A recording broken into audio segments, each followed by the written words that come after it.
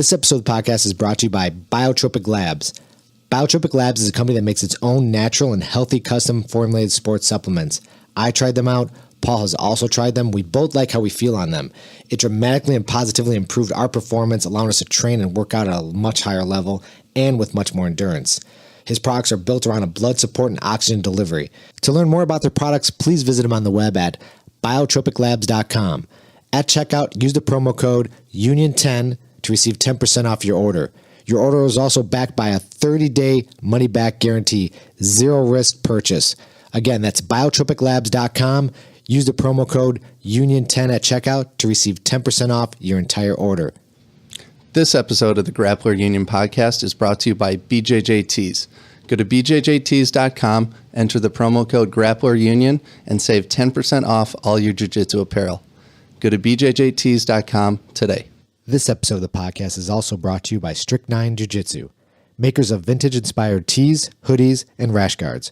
Go to strychnine.co, that's STRYCH, the number 9.co, and use the promo code UNION at checkout to receive 20% off your online order. Hey everybody, welcome to another episode of Grappler Union podcast. Paul Maloney alongside Anthony Zito. On this episode, we have Dan Hornbuckle in studio. Dan is a black belt under Carlos Diaz from American Top Team, and he's had 33 professional MMA fights. Enjoy. I hate the 6 minutes. That's what happens in that 6 minutes. You told me using any technique that works, never to limit myself to one style. Keep an open mind. We're not here just to take part, we're here to take over. In order to become more peaceful, in order for you to become better and strategize your life. All right, we're live. Dan, welcome. Long day. We're going to try and keep Dan up for a full 24 hours. Yeah. After that food we just ate, Dude, and all the training. Yeah, and then the driving was exciting. Yes. Did you guys get stuck in a little traffic over by Harlem there? No. What'd you do? Just went around it? That's it. Zipped right around it. I'm used to that traffic. Are you? Yeah. Been up here a couple times. I'm a pro. Where are you from? Champaign. Champaign. Okay. It's 3 hours south of here. Yeah. I was just up there last week. I had to visit that client. I told you, Co-Fusion. Oh, yeah. Yeah. So I had to go out there and fix some Wi-Fi issues they were having. So I took the drive. It was beautiful. Now you got a spot to that's train like- up there, dude. Dude, I went there. I left here at like, I don't know, about 7 a.m. or something like that. Hit there, fixed all their stuff at both locations, ate, great, and then jetted back. Oh, boy. Yeah, it was like a 6-hour swing of driving. Yeah. Yeah. It's worth it. Yes, it is. Yeah. Awesome. Yeah. If you ever get more time, Yeah. we'll have to train more together. You did a good job tonight. Oh, thanks. That's, I try. yeah. I'm little. It's just those little things. It's just those little things where, we were talking about it earlier. Just you got to feel that jiu-jitsu. You got to feel the position. And it's like, you got to be there. Right. And like for me, I'm able to teach it while I'm doing it. Yeah. It's like, all right, stop. I'm not there to win world championship during training. Right. Congratulations, asshole. Oh.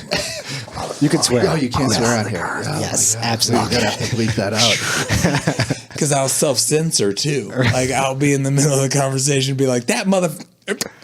I'll tell you what. You bleep yourself? I'll bleep myself. No need to bleep yourself here. So you guys are talking about Serafin's open mat tonight. Yes, So yeah. the two you rolled together? We wrote a couple times. Yeah, a couple times. And it was good. It was like, I like guys that want to learn something while we're rolling. And that's an amazing thing at Serafin's is everybody's there to learn something. Yeah. No egos, man. Right. Like that's all left at the mat, or those guys just decided to not show up. Right. Which is great. I've never had it ever at that Serafin's. It's always been really cool. So when you have that and it's like, all right, I'm going to help you. And if there's just those little positions, like I don't care how long I've been doing this, I'm going to help you. I'm going to help you get better. Yeah. And that's just my nature. And it's like, all right, yeah, I'm 200 some odd pounds. You're what, probably $140? $133. Oh, okay. It's the vest. Yeah, the vest. He looks pretty big in the vest. I forgot I was still wearing this. Zito's wearing his poofy Patagonia. Yeah, get my snowboarding gear out early. So what tips did he have for him, Dan? He was. Where were we at there? It was a side control. Right. Where you held my one arm and then my leg, and you kind of just moved your hips and moved me right around. I call it a steering wheel pass. Yes. So when you just block it down, if you go 12-6 through the body, same side pass. So I grab the sleeve and I grab the pant on the same side, and I'll rotate my hips as I'm pulling. So I'm just turn the steering wheel and not knock the microphone out. And the body just rotates. Okay. And I can hit it on 8 out of 10 guys. But then I'll just find a different way to set it up. So I hit it, and I'm sitting there. It's like, all right, now you do it. And he does it, and he ends up in side control, and he just starts getting in the mount. And it's like, okay, so from here, where are you going to go? Like, I can feel him pulling on my arm for an arm bar. But it's like, I'm going to give you the bait of the arm bar because I'm going to easily defend that. Yeah. You know, it's just strategy, right? Yeah. It's like, please take it. Yeah. Because I'm going to get out.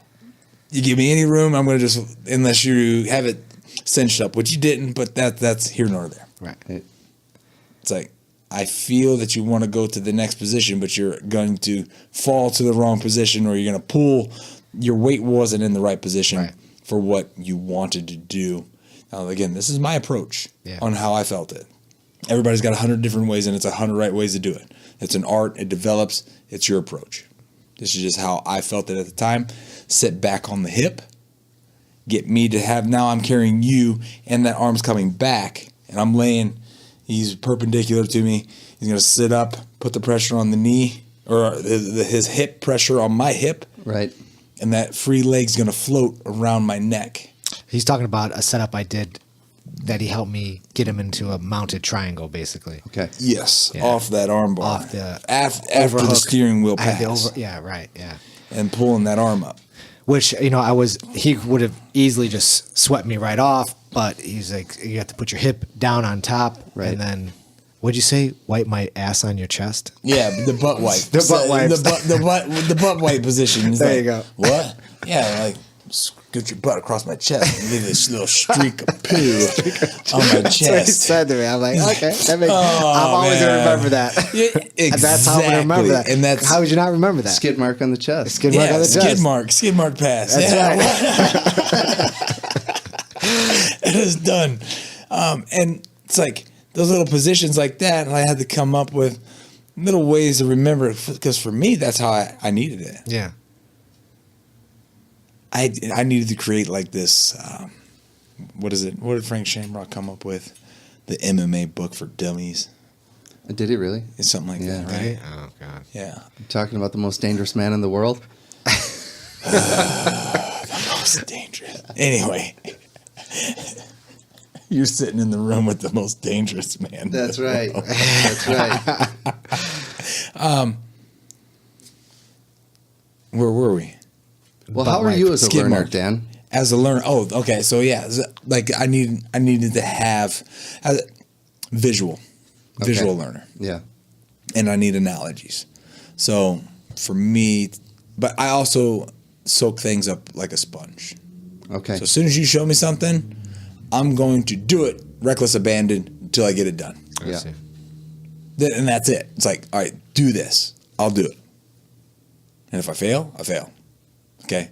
Don't do it again. Right. Hot iron method. Touch a hot iron, it hurts. Yeah. Don't touch it again. Right. So we're not going to go that way. We're going to go this way. Until, I think it was about purple belt level, that I started actually feeling these positions. Because I would rely on, you can ask Seraphin too, because that was funny. He would, you got to relax. You got to calm down, bro. Come on, man. Like every match, I was the world championship match we were talking about earlier. Okay. I was that match. And how did I know that? Like, I was so competitive. Yeah. Or there was. I am. I'm very competitive. Yeah. So even training was a match to me. Yeah. Oh man, we'd be all over the mat. damn, calm down, bro. Yeah. No. But I didn't know well enough. Right. And I still don't know enough, but I know well enough to take it easy, bro. Right, You know, my jiu-jitsu accent comes out really heavy, bro. Relax, bro. Yeah. But it's to get a laugh and get people to relax and calm down a little bit. And it's Right. like, all right, listen, okay, this is how it is. And it took me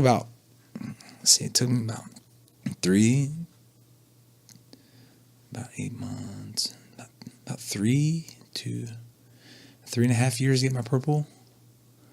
And then I was at purple for 6, just hanging out there. But then that's when I really started feeling, because that's when I started getting my ass handed to me by guys that had games fully developed. Yeah. And I didn't understand that. I was like, these guys are setting things up. X, Y, Z. And I'm still down here on A, maybe B. Right. I knew a little hip bump to an arm bar. And it's like, that's it? Huh. Okay. So now I got to start setting up traps. And then once I realized that I was going into everybody's traps, oh. And then like literally it was just like a, Yeah. and that's how I started learning. So all that comes right back. Hey, so then I started learning how people were setting up traps. Yeah. Yeah. A, B, C, D. They're waiting for you down here at E, F, and G. Yeah. There it is. There's the pitfall. It's covered over. You fell right in it. And I'm going to make you do it. Yeah. You have no choice. Yeah. You got 2 choices. Go that way into the trap, or come this way into the trap. Yeah. And once I figured that control out in jiu-jitsu, I was like, yeah, that's fun. So then now the chess game begins when you go into another jiu-jitsuist's game and you see who's going to set the pitfall up first and who's going to, I see that and I jump over it. But are you jumping over it into another one? I don't know. We'll see. But I'm going to try it. Like I'm daring like that. So I'll roll and let you take my back to see, because it'll throw your game off. Well, that shouldn't have been there. Right. I know. Yeah. Oh, you got me mounted? No, you don't. Yeah. Yeah. And that's what, I mean, yours and Adam's match at Fight to Win was like fucking amazing. I mean, just back and forth. Yeah. It's just, it was could Fight of the tell- Night, right? That Yeah. one Fight of the Night? Of course. Clearly, yeah. You could tell Dan's a bit of an escape artist. You know what I mean? Like that allows you to be that risk taker. You know, because like you could get out of shit that most guys can't. You know, Right. It's like like fucking who gets Houdini. out of a Redzovic Kimura? You know, Right. This Right. guy. Exactly. Right. We were talking about that too. I said, you know how I got out of that? I closed my eyes.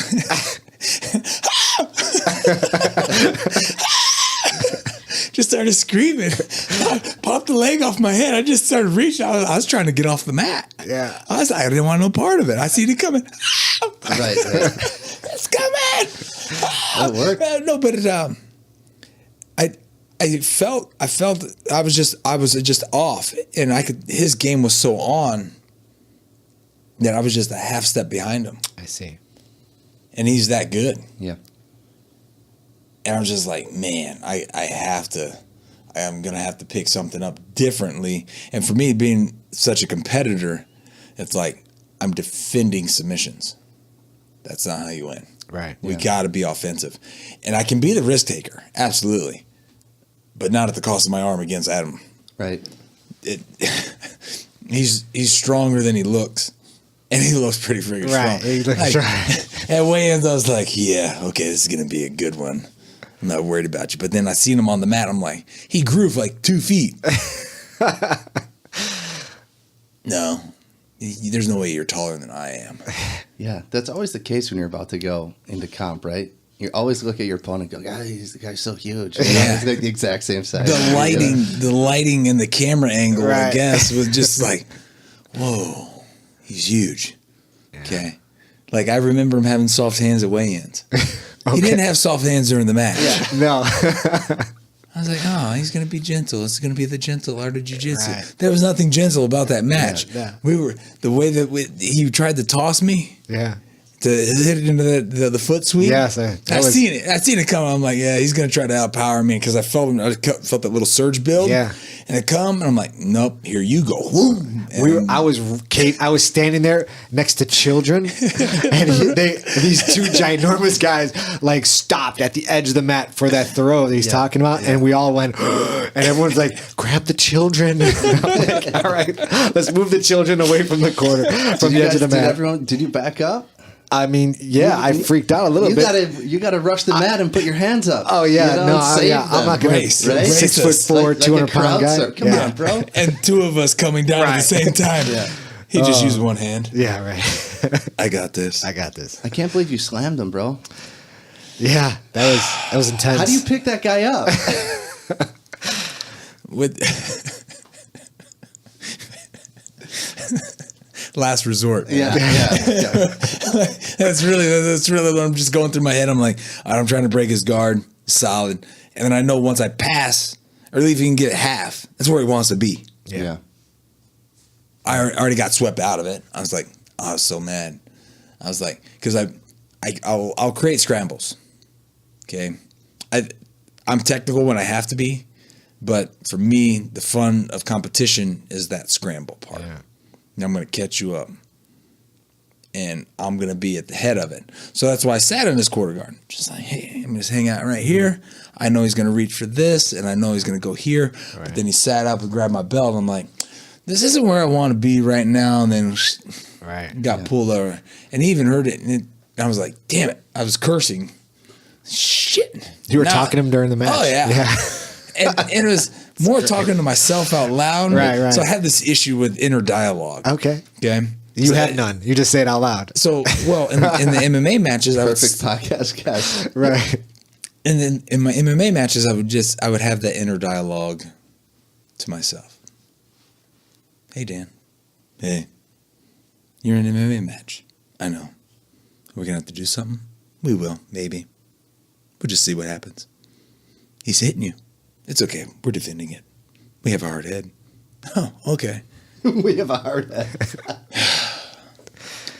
Not the hot setup at an MMA match. Right. So it's been a little while. It's been about 3 years since I've competed. Okay. So I was like, and the last one was an MMA match. And I was like, I can't have that inner dialogue like that anymore.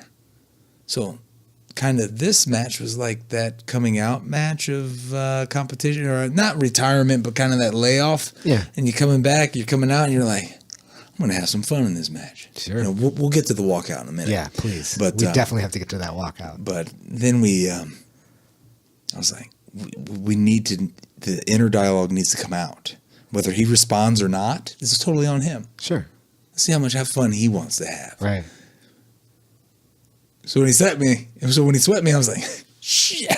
I'm pretty sure I said shit or son of a bitch or something along those lines. And he didn't say anything, but I could kind of feel him kind of like his body was just like, wow, like he's really talking. It's like, all right. And as the match progressed, and then I hit that Darce, I'd hit in on that, and then he arm whipped past me and took my back. I'm like, damn it. Like, it was like that was my position. Like, that's what I was training, because I knew it was on the quarter guard, and I knew I was going to slide up, and I was going to start catching my lapels underneath. Yeah. And there's different chokes that I've been working off of cradles off of that. So I'm sitting here, I'm like in my position, I'm ready to go, and he arm whips out of it. Nobody's arm whipped out of this yet.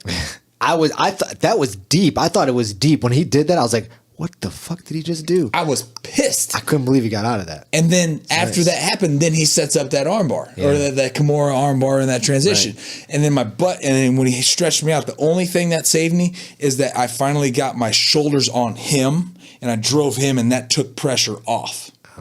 So my shoulders were on him, and literally it was like, I seen that leg coming over. I was like, no, I don't think so, bro. And I popped it off, and then that arm was coming around. I'm like, oh, the elbow. I was like, man, come on, I gotta get this elbow out in my butt. And like, you could see it in the match too. Like, my butt was stuck on the mat, so I drive my shoulders in, get the elbow down, and then my butt can start coming around. Right. Yeah. And that was the only thing that saved me. Like, that was the only thing. Then you put the streak on the mat. Then, right? Put the butt streak on the mat. And then I hit the reversal on him, and then I put him on his back. Right. and was sitting there in the north-south position and kind of hit. And then I started going off to the side. I'm like, this isn't the right thing. And then he hipped out. I'm like, okay, right where I want. For anyone listening that doesn't know what we're talking about right now, it's Dan Hornbuckle versus Adam Redzovic at Fight to Win 49, and you can watch it on Flow Grappling. Right. Yeah. And we got fight of the night. Yeah. You know, all the guys I work with, I work in construction. They all you got a fight coming up.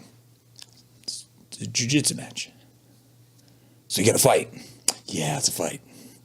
I don't know. You know, everybody, there's kind of what's the right way to say it? Opinions on whether it should be called a fight or a match. Yes, Yeah. exactly. Yeah. I struggle back and forth with it as well. Yeah. Yeah. I mean, but Dan's done both. So, I mean, what do you call it? I call it a match. Yeah. But then I catch myself calling it a fight also. Right. Because it is competition. Yeah. Now, there's not the punching and the kicking and and Joe Rogan, I've heard his opinion on it. Right. And I agree. You don't have that intense interaction between people. Right. But it's very intense with jiu-jitsu because there's more, I don't know, I don't want to misspeak, but there's a little bit more strategy involved. And that's what I love about it. It's such a chess game. Yeah. That's what's awesome. And everybody's chess strategy is different. And some days you're going to be hot on it, and other days you're going to be cold on it. Yeah. You find yourself being better at gi or no gi, or do you have a preference? That's why I wanted to go gi. It's been so long since I competed at gi at such a high level. And I'm going to challenge myself to the greatest degree. Now, no gi, I feel I'm better. So that was actually your request then? Yeah. To go gi? They asked me if I wanted to go gi or no gi, and I said, let's go gi. Yeah. Not that I felt like I was going to have an advantage in no gi. That's not it. Right. I just knew I'd be challenged more with Yourself. the gi. You challenge yourself more. Right. Myself. Yeah. And it's like, okay, let's go with the gi. And I think he was really surprised too that I just decided to choose the gi. Which again, but it's not about him, but he accepted the terms and the death waivers signed and onto the mat we go. Right. Too bad it's not elevated 30 foot in the air. That would be cool. But those were my requests, man. I have to push myself, and jiu-jitsu was a good transition back to competition. You're not going to get beat up. You're not going to have the leg kicks or the black eye and the sore head for days after, limping around. Did you win? And it's worse. I mean, it's almost worse losing an MMA fight than it is a jiu-jitsu fight or a jiu-jitsu match. Again, play on words, whatever. Right. It's like MMA, there's more into it. But in jiu-jitsu, it's like, yeah, it was great. It's fun, bro. The guy I lost to ended up winning the entire tournament. It's not a big deal. Right. Oh, man, it was awesome. Oh, I got submitted. Well, I mean, because you've done MMA, right? You've fought for, what's the promotion? The only one that I haven't fought for is UFC. UFC, so you fought for them all. So pretty much everybody else. So when you look at like, I can only attest because I've lost jiu-jitsu matches, and I've won jiu-jitsu matches, and I know that when I say that when I lose, I learn, and just like when I roll with everybody, whether they be white, blue, purple, brown, black, I learn constantly. In MMA, do you learn? Is it that same feeling of like, oh, I just got my ass kicked, I learned this? Is it that same feeling, or are you more? I don't know what to say, but are you a little more heartbroken because you got beat up more like punches and kicks as opposed to jiu-jitsu, like, oh, he tapped me out or he beat my points. Yeah, it is the same. Oh yeah, I learned. Yeah. But the valuable lesson that you learned is 10 times more painful. Yeah. Yeah. And you're on TV. Yeah.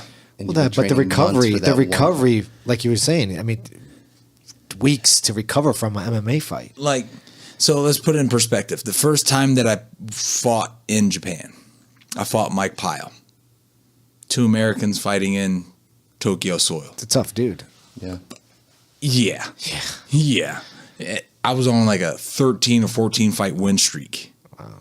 I'm like, all right, I'm going to bowl this mother over. Right. No big deal, right? we get to Ariake Coliseum, 18,000 people. It was right as Pride got bought out by the UFC. Sengoku started out as like Sengoku 2 or something. And Pride just started Sengoku. So you're not fighting in Pride. When I started fighting, I was sitting in Kyle Watson's living room watching that Ricardo Arona Pride tournament. Well, who was Shogun Hua showed up and he did the what up, and they came after Arona. That tournament. Wow. I'm sitting there watching that. Van Damme was there, Seagal was there, the Prime Minister of Russia was there. Like there was like 100,000 people in the arena. Wow. And I'm sitting in the chair like, Kyle, we're gonna fight there one day. He's like, okay, Dan. have you had Kyle on here? No. Man, you gotta get Kyle on there. Good dude. He's like, yeah, okay, Dan. We'll be in there. Blah, blah, blah, blah. Okay.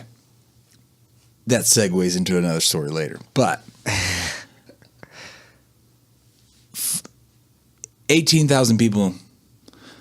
The back third of the arena was a Megatron.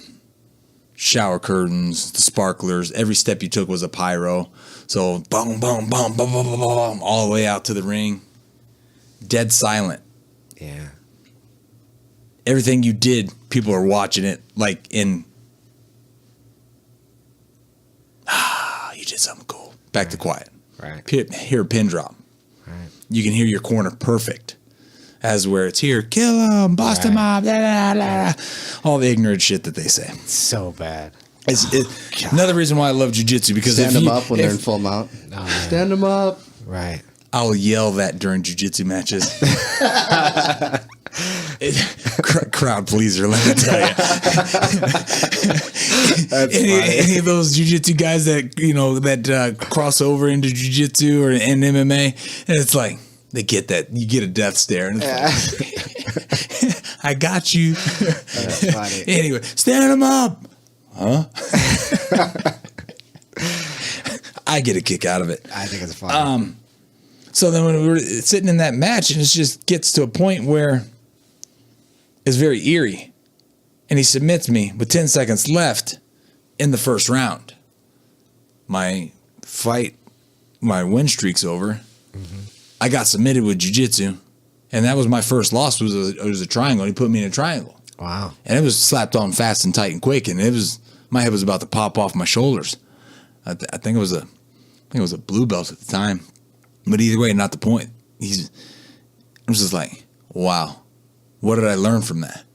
I need to get way better at jiu-jitsu, because he's Randy Couture's jiu-jitsu coach. Right. One of his main training partners. I need to become way better at jiu-jitsu before I think I can come into this level of MMA and compete at that high level. Nice. Yeah. I got my ass schooled. Yeah. So, enter the jiu-jitsu world. So the lesson learned there, go into the jiu-jitsu world. What we were talking about earlier, these guys have fully developed games at purple belt when you're going to the Pans and the Mundials. And it's like, you sit and watch. I will sit there all the days and watch it from the white, the blue, the purple, the browns, and then, of course, the majestic day of the blacks. And you're like, that's where I'm going to be one day. Like, these guys are highly skilled. Some of them are not exciting at all. And they'll win by advantage, but that advantage that they got, they eked it out. Like, they're sitting 50-50, and then he sits up one day and he gets an advantage. Oh, wow, yo, man, I can't believe he didn't get swept. Oh, man, he's great from sweeps there. Is that possible? Yes, it is. Absolutely. But from the jiu-jitsu standpoint, you're going to learn, and it doesn't hurt as bad. Right. MMA, it hurts way worse in the pride, because, I mean, that's where it's a little bit more invested. You spend way more time. Now, this is just my take on it. I spend way more time preparing for an MMA match than I do jiu-jitsu. And I did not take this match lightly. I've been training that Fight to Win. I was training at least 3 or 4 days a week, serious, like hard with strength training, jiu-jitsu training, and the nutrition part of it wasn't as bad, because we met at 205. Right. I'm walking about 200. I weighed in fully clothed 202. I didn't care. Like, I knew I knew going into the match that there was going to be a weight difference. But when it comes to jiu-jitsu, that doesn't matter. If you're a true practitioner of jiu-jitsu, weight doesn't matter. All leverages and position and technique and aggression matters too. This whole gentle, this will probably catch some shit, but I don't care. This whole gentle art thing, oh, let's just be gentle. Yeah, we'll get there one day. But when in the competition world, you show me one match that's won with the gentleness. Right. Oh, I'm going to just... There's not one at any high level that's won with gentleness. Right. Why do you think these guys are training just like MMA guys with their strength and conditioning? Sure. And their techniques and their hard rolls. And then that's what they're there to do. They're there to rip each other apart at that high level. Let's go. So then that's what happened. It's like all I did was immerse myself in the jiu-jitsu competition world. I quit striking. Immersed in jiu-jitsu. And then picked up striking right before I went back into it because it's like, let's go to the ground. So I went on a complete tear of submissions. Mm-hmm. Nobody wanted to take me to the ground anymore. Right. Then we had to pick up the striking because then it was, I ate a cross. Oh, and then he wrestled me to the ground. I'm like, you idiot. Popped in a triangle, fight's over. Like, if you would have kept this fight standing, I'm done. Yeah. And you fought at what weight? 170. 170. And you're 6'4"? I am. So after your loss to Mike Pyle, you said, I'm going to delve into jiu-jitsu. How long was it before you took your next MMA fight? Did you wait to bump up a belt rank before you started going in the cage again? Or were you taking fights as you were active in jiu-jitsu, or how did that whole thing go? No, I probably took about 6, maybe 8 months, but I was literally taking every local tournament. I even went with Jeff to Ohio I think there was some black belt tournament that he was invited to, or maybe the brown belt invite or something along those lines. And he, I had 12 matches at 3 tournaments because I signed up in the beginner division, not the beginner, I'm sorry, the advanced division and then the expert division and both the absolutes. So they're like, you can't win here and then go here and win. I'm like, yeah, I can. Like, I paid the money. I'm going to do it. You're going to stop me? You can't. Shh. I'm going to fight. Yeah, that's how it happened. So I'd fight all the time, a lot, almost every weekend. It was. I'm obsessive when it comes to that kind of stuff. I don't even know how to say it. It's like, I'm so competitive that it comes down. It's like, then YouTube, DVDs, VHSs, I'm watching it all. Yeah. And I was having my ass kicked by Seraphin on a almost daily basis. Kyle Watson. When I started, they were purple belts. These guys had... Jeff's game has only gotten so much better over the last decade that we've known each other. And he was kicking my ass then. He is who helped create the handler, like my fight name. I think he was the one that actually came up with the nickname. I hated it. You hated it? Hated it. Oh, you're the manhandler. Why don't you come over here and handle me? You're going to handle my balls? You're the ball handler. And I was like, don't you ever call me that again. Yeah, he's the handler. And then Watson, his goofy laugh. Yeah, you're the manhandler. But then that was all. They were preparing me for my first MMA fight. And I go and knock that guy out in 45 seconds. And I was like, I'm the handler. I just handle my business. There you go. I was like, yeah. And nobody else had it. Like, right. Who else has a handler? Yeah. No, and it rhymes perfect with my name. And it's like, Dan the Handler Hornbuckle. It is good. It's It fucking is awesome. Yeah. It is pretty good. The handler. I need a nickname, man. But you I can't need pick your something. nickname. I know. You can't pick it. Can't pick it. Wait for someone to. He's the Muff. Does Seraphin have a nickname? Why'd The you slow Sloth. by that, bro? What? The sloth. I'm not the Muff. Oh, just Muff. Muff. Oh, sorry. He's just Muff. How do you get Muff? What are you laughing at? How do you get Muff? How'd you get Muff? Huckleberry Finn, Muff Potter. The town drunk in that book's name is Muff Potter, and I'm Irish, so my buddies, and we're in 6th grade. You know, I've never had a beer in my life, and they're like, "You're Irish, so you're drunk," and they just started calling me Muff Potter. There you go. Yeah, Oh, so it's a buddy nickname. yeah. And that carried over into jiu-jitsu? No, it didn't. But we're bringing it back. You're gonna bring it back? I should have never told that story. Yeah. I don't care. I'm It's all right. good. You're all right Own with it, it? man. You got to own it. And that's The handler, Muff. The handler. and you don't have one. I don't have one yet. No nickname. Sorry. You're almost there, man. Almost. Yeah. One I'll day get there. you too. One day. I like something that's like Portuguese. That'd be nice. A nice Something Portuguese. Portuguese name. Oh my goodness. Dan, where's that thing that you normally wear around your neck? Oh, my bolo? Your bogle? What is that? That's long story short, my father passed away. Okay. And there was only one thing. I lived with him the last 2 years that he was alive. Like, so I moved out. It was like 6 months, like right before he passed. I was out on my own.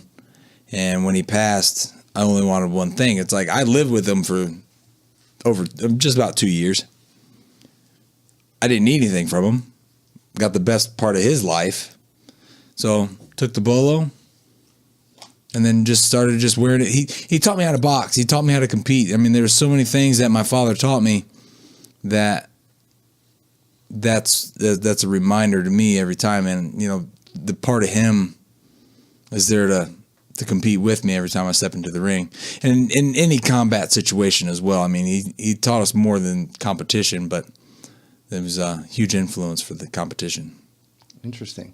And the bolo is what? It's a Native American Yeah, type of thing? Is that what your heritage is? Yeah, I'm an enrolled member of the Eastern Band Cherokee. So, I mean, you have, and I'm not saying if you're not an enrolled member, you don't have Native American blood in your lineage. But I am a government recognized Native American in the Eastern. You're legit. And I'm bagged and tagged twice, man. Yeah. You're a black belt Native American. Pretty much. Yeah. Kind of big deal in the res. They could trace back your lineage. Yeah, and they really can. And if they want to exterminate Native Americans again, they got to roll the number. We need R7571, please. That's my enrollment number. Uh-huh. They don't know me as Dan Hornbuckle. They know me as R7571. It's a fucking number. Yeah, and it's just the same as during the Holocaust. Right. They were given numbers. Right. Yep. It wasn't to help them. No. Right. Let's not even Certainly get started. not. Let's not even get started on that subject. Holy would we be here all freaking night? Looking genocidal mother. So Grant. you're not a big fan of Columbus Day. I mean, isn't it strange that we still celebrate that day? It's bizarre, right? I don't think that's strange at all. But the conspiracy theorists behind it, that I think about, it's like they allow it for a reason. It's a big fuck you to everybody else. It's so It's strange. like, look, we're still in control of society. Yeah. Society hasn't figured it out yet, or what? But you figure that somebody would be like, you know what? We should probably forget about this holiday. And they're saying stop it. Right. What are you going to do to stop it? Yeah. It's crazy. We pillage, pollute, and plunder. Not we, but them. Speaking as them, and they're allowed to get away with it. There's nothing to do about it.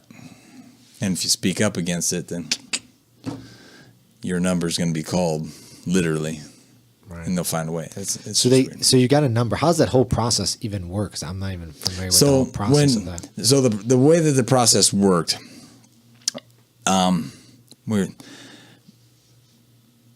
when the reservation was established, the government officials came in.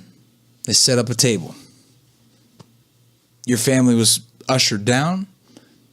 You went to the table with government officials, just like we're here. You know, they're over that. You guys are the government officials. My family comes down and sits down. They have the book in front of them. You look like you're 50%. And they wrote down your name. Just by looking at you. Just by looking at you. Now, let's rewind here a minute. My brothers, I'm the runt. I'm very small compared to them. And two of them need SPF 50. They don't have the dark complexion. Right. I'm definitely the best looking one. Okay. That's a given. Okay. It's hard to do the native Maine with these things on my head. That's Just for the listeners, Dan did the hair shake, the slow motion. That's Dan trying to undo the mane. Yeah. So they need SPF 50. Yeah. And they're my biological brothers. I was conceived with the lights off. Okay. They were conceived with the lights on. Of course. That's how they came That's out. how it works. Yeah. So the point. Science, dude. It's science. Science. It's science. So I need SPS 50 like at nighttime. Yes, you do. To protect me from the moonlight. Milky will be your new nickname. you know what? You could create it'd be the Muff Light. the Muff Light lotion. There you go. I think that would get used for the wrong purposes. Probably. What was that sound? It was the Muff Light lotion in action. Oh man. So you got these government officials. So let's just say me and my brother went up there. And they're like, Dan, you look like you're 50%. And they look at my brother and they're like, you look like you're an eighth. Or 25% or 10% or whatever the case is, right? A lower percentage. Even though we're from the same bloodline, the same lineage, our dilution factor just got decreased. So if he's to procreate, he has to procreate with a higher percentage Native American in order for that bloodline to continue in a greater percentage. But even then, the 10% and let's say 50, they may create a child. It still decreases. Still decreases, right? So they put you down as 50. What are you for real? I'm just over half. Okay. Because I know my bloodline. I know where my family comes from, my genealogy, and that's through like our ancestors' word of mouth, and we know where we came from. Hornbuckle is a German name, so there's also part German in there. That's where the dilution comes down as well. Okay. So why do you sit down in front of this committee anyway? Do they summons you? Do you go in there for recognition? How does that work? This is the beginning of it is the Trail of Tears. You were taught this in grade school, where there was a removal of the Native Americans from North Carolina to Oklahoma. And it was the greatest mass movement of Native Americans and humans even to this day. You want to talk about 50 some odd massacre in Las Vegas? Go fuck yourself. You just massacred thousands of Native Americans, moving them from their home to another home so it could benefit you on the East Coast. So that is what caused it. The reason there were still some back is they were the ones that decided to fight the cause, the rebels, if you will, right? Yeah. I'm not leaving my home. You're going to fight me in my home territory in the mountains, and you know nothing but European colonies of Europe? Okay? Come into the mountains and I'll kill you. And that's what happened is it was like, okay, we cannot kill them in battle. They're far greater on their home turf. So we're going to take advantage of them in something they have no control over. We own this land now. We're going to give you enough land, call it a reservation, and keep you all there. Because we own everything else around it. Right. We're going to help you out. We don't need your help. We were just fine before you came here. No, we're here to help you. So they moved. They fought great battles, won every single one of them, but then they created a reservation. The reason the reservation was created was so they could continue their business. They wanted to continue to colonize the East, the Great 13, Right. and then continue moving westward expansion, right? Right. So then eventually they ran back into those Indians that they moved the first time. And what do you think they did to them a second time? Right. They wanted to help them again. And then moved them to another reservation, but again, another fight happened there. And then also to the other tribes in South Dakota, and also the tribes that are in Texas, the tribes that are in Idaho, the tribes, and hell, even in Illinois, the Fighting Illini. Let's not even get started on that one either, because I mean, it's from the Native Americans' perspective, they were done wrong. They were taught Christianity, given alcohol, and they were exterminated almost to the point of genocide. Right. Their numbers, so they knew they couldn't beat us in battle, so they diluted the numbers. So by bloodline, I have 3 daughters. By bloodline, I am 3/32. That is what my role calls me as, even though my bloodline is over 50. So my children, the only way that I would have Native American blood with my children is if I would have had children with a full blood. Wow. Good luck finding one of them. Right. And it not be your cousin. Right. Jeez. Yeah. So how many people are on your reservation? We just looked this up a little bit ago. There's 9,000 on the reservation. And on that reservation, there's, I think, 6,500 of them are enrolled. So that means that of the Eastern Band Cherokee, there are 6,500 people that the government recognized as Native Americans of the Eastern Band Cherokee. That doesn't mean that there's not other tribes out there that have numbers, but for the Eastern Band Cherokee, that is all that's left. How many are left in the United States? That is a good question that I don't know. Yeah. Siri, how many actual enrolled Native Americans are left?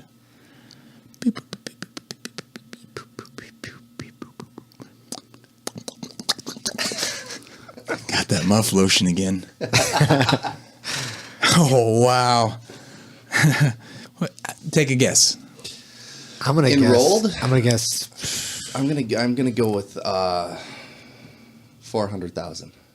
Wow. I was gonna say about 200,000. Right in the middle, 300,000. Really? No, there you go. Very good.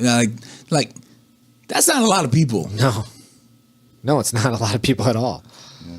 I mean, That's the town of exactly- Cicero has 100,000. So There you go. that's one little town here. Yeah. 100,000. That's Combined. it's 0.1% of the entire population, Wow. because there's 350 million people in America. 0.1%. point. So it's not even wow. No.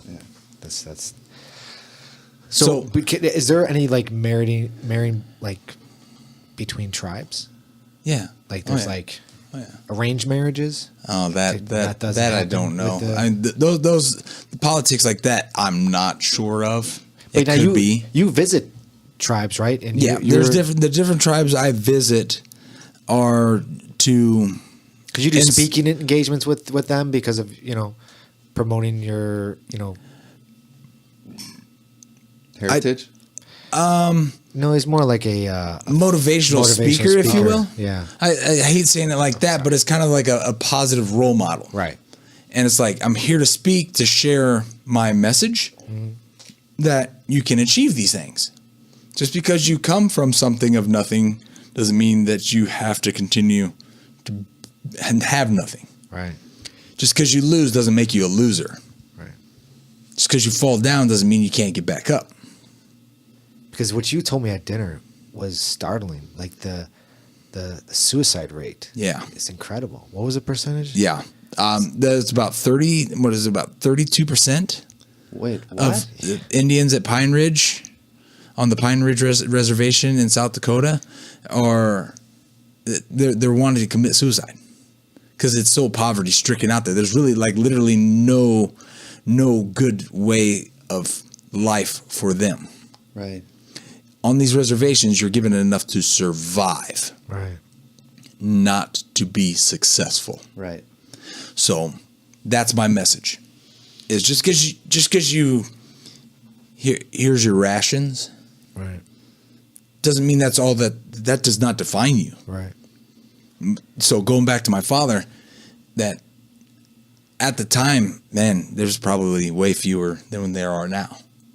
He was the first to, one, graduate college, two, and to graduate with a doctorate degree. Wow. So he was win-win. Right. He was already a role model hero, and I didn't even know it. So he passed in 2001. We took him back to the reservation. We buried him. And so we own land there, and our family burial ground is on that land. It was kind of a surreal moment because they cleared out an entire path, I guess you could say, of where he started it on one side of it. That's where they buried him, and they cleared out an entire path. I've got 3 older brothers than myself, and then my sister. And then, so a younger sister and a younger brother. There's 6 of us. So they cleared out enough past him for us to be buried there. Wow. Oh, wow. So it's like, oh, okay. Hey, I want that spot right there. And you don't get to pick and choose. It's just when you die, that's where you go next. Right, right. So it's like, well, don't bury me next to that motherfucker. I hate him. None of my brothers. We're still fighting. So anyway, so he was already a role model. And then I was off doing my MMA thing, going across the country, the world, knocking people out, having a good time, like training with these like high level gyms, spending 9 months down at the main camp, fighting all over TV, having a good time. And my aunt called me and said, there's the fall festival, which is the first week of October.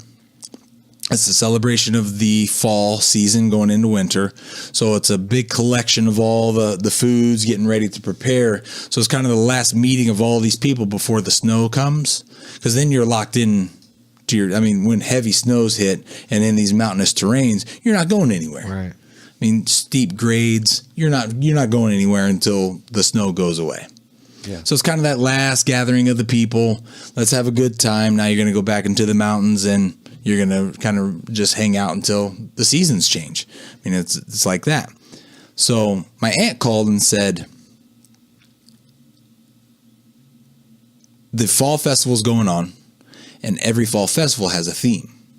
And this year's theme is Cherokee Heroes. I was like, okay, that's pretty cool. Like, great. Your father's been selected as one of the Cherokee Heroes. So of all the Native Americans that are enrolled, he was chosen as one of them. And I'm sitting here thinking, I'm like, why? Why would he have been chosen?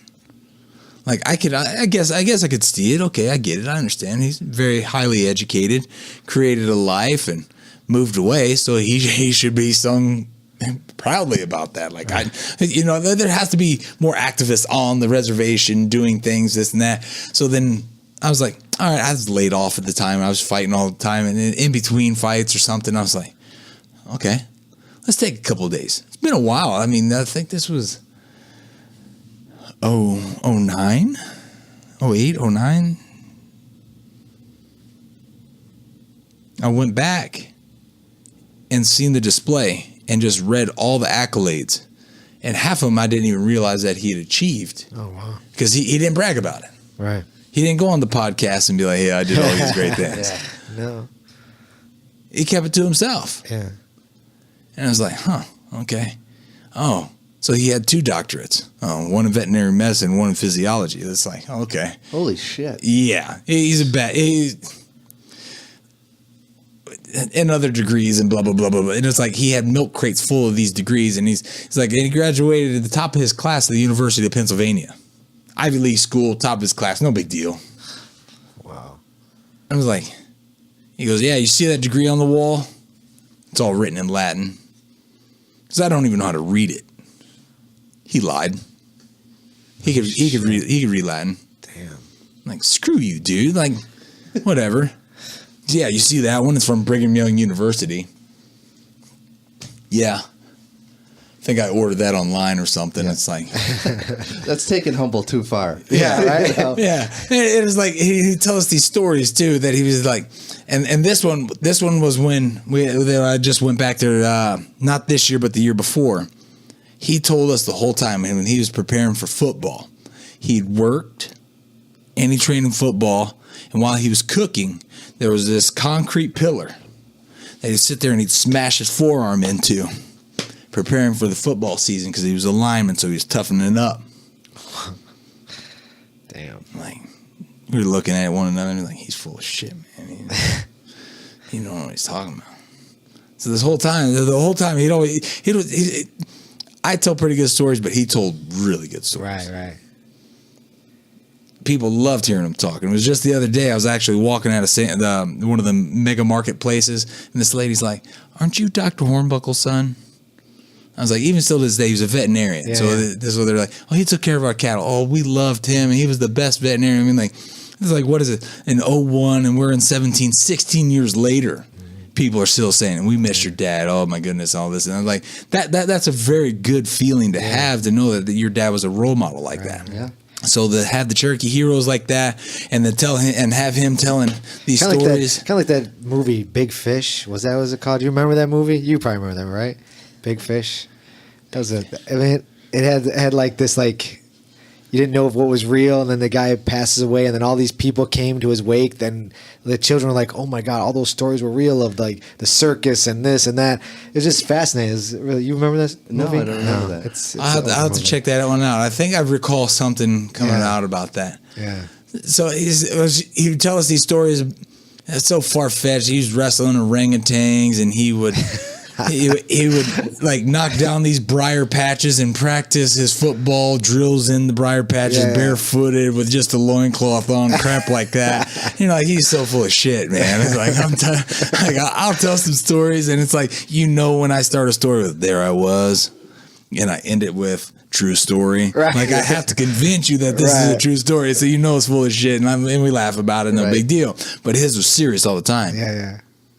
I'd sit back there and I'd smash that concrete pillar, flipping burgers in the other hand, providing for all you kids. That's right. And then when I was done, I would move the grill on the other side, flip with the other hand, and smash it at the other side. Oh, okay. That's not believable, Dad. There's no way that could happen. So we go back next year, or the last year. So not this month, but year from this just a year ago. And I get invited to play the stickball game. It's a traditional game. It's a lot like MMA. It's like track and field. It's like lacrosse. You have the stick. You can't pick the ball up with certain ways and this and that. Okay. It used to be played very violent. Okay. But since this is on the reservation. During the fall festival. So I'm out there. And of course, I'm a competitive person. I have like 3 or 4 pairs of sticks that I own because I've played this game before. The last times that I come down, and I'm really good at it. So the crowd's cheering and this and that. And then when they heard I was coming back, they invited me to play another game. It's like, all right, yeah, I'll play. This is a team game? This is a team game. What's it called again? Indian stickball. Would there be videos available on YouTube? Or? I'm sure there are highlight reels of Dan Hornbuckle's Indian stickball. So you played at 12, and the field is chosen just due to sacred beliefs of the tribe, right? So there's the tribal grounds, and then there's a unity field. The unity field is where all the big boys play. Okay. The roughest of the toughest. I played on that field probably 5 games. The last game that I played, a guy wrapped me up and dropped me on my shoulder, and I have a shoulder separation. You see that nice little bump that's right there? Yeah. He wrapped me up this way and dropped me on it.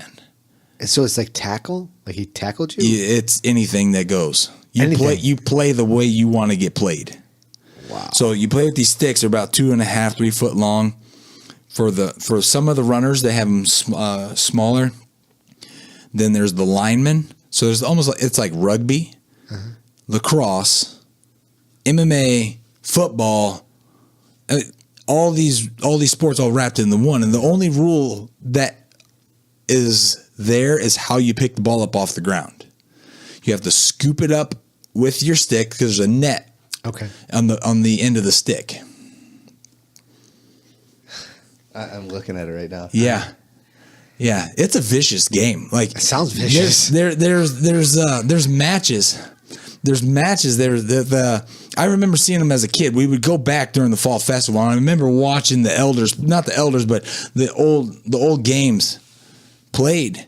And I was, so I can recall these. So when you pick up the ball, what do you do with it? Run. Just run and run. So is it a goal? Run, motherfucker. Do you try and score a goal, or is it get past a goal line? So there is a goal line in theory, but it's there's 2 sticks at each end of the field, and it's basically like 110 yards. So it's not a designated end zone. Right. Well, I guess it's a designated end zone, but it's kind of like, hey, the end of the field is here, plus another 30 yards on this side, and then there's the end of the field here, plus another 20, 30 yards here. There's a chain link fence on this side and the big hill up here. There's no out of bounds, there's no timeouts, and there's no clock. You played at 12. You just keep going. So there's 2 sticks on each end, and there's 6 feet separating the sticks, and you have to fish hook between the sticks. So if they're here, you run through, and you have to come back around the sticks, and you can go either way. So you can come from the back, front, fish hook around the post. I see. As soon as you do that, you run it back to the center field, you throw it up, and as long as it's thrown up above your head plus 1 stick height, you can catch it and run it back to the goal again. Now, after you score, can you get tackled? No, or it resets? It resets and it comes back to center field. So toss up over, and as long as the ball is tossed up above 1, and I'm very animated, so I keep like pulling in and out of the microphone because you guys got to see this, right? Okay, here I am. You see that? Right. So we get, so you go back to center field, stick, and everybody sticks. What? Everybody sticks at a different size. Of course they are. Of course they are. What does size matter? What does size matter at this point? If you're just like elbowing guys in the face, and mine's the biggest on the field. It drags Rutzik in the field. The handler's got the biggest stick. You should see the size of my net. Oh my God, I am a fat ass. Oh, is this when you're heavy? Shit. Let's see this. Yeah. Yeah, let's see this. Holy crap. Oh, sweet. Don't show him. Dan, you weigh like what? 200 pounds right now? Yeah, You're walking 200. 200. You fought your whole career at 170? Mm-hmm. So were you always walking around at 200?